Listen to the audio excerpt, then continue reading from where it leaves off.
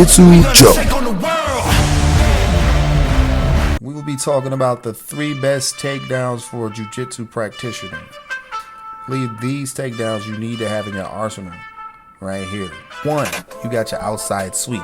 The outside sweep is very important because when you're outside sweep, you can use it for a variety of different ways. You can use it for your no-gi, you can use it for your gi, and it's very safe in both situations. For 1, hold the elbow, sweep to the outside, and then you can come around in a safe position. Mainly, you might end up with the guy being right on his back. If you're doing jiu-jitsu, you might end up, in top position. 2 points right there, knee on belly sometimes, Then you got your single leg finish. Now, I said a single leg finish. I didn't just say a single leg. I want to break it down a little bit more. When you got your single leg finish, you're deep in there and you kind of don't know what you're doing. You get some guys that get a single leg, they pick a leg up and they don't really know how to finish it. There's really intricate small little details on how to finish single legs.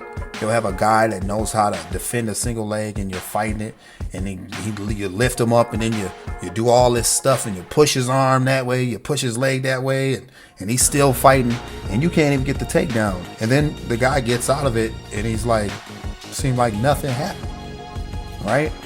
So I say single leg finishes. You need to know how to capitalize on small little increments in small spaces. Work your way up on that single leg to get around the back to where you can get in control. Number 2. Now, number 3, right?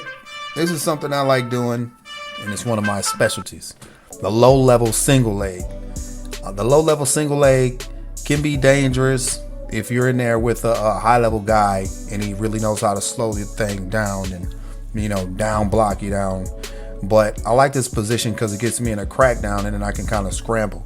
If you start practicing your low levels, it's going to put you in position to be end on a waist really quick, be able to get finished up to a double.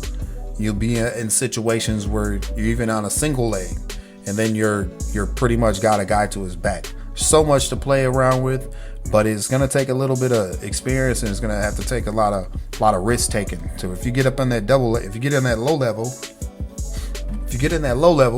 you're going to understand that you might be under somebody. So if you're uncomfortable being in a position like that, you're going to have to keep going there. I always say when you get to an uncomfortable position, that's when you're learning. That's when you want to start playing around. But you're going to get to a position where a guy's on top of you.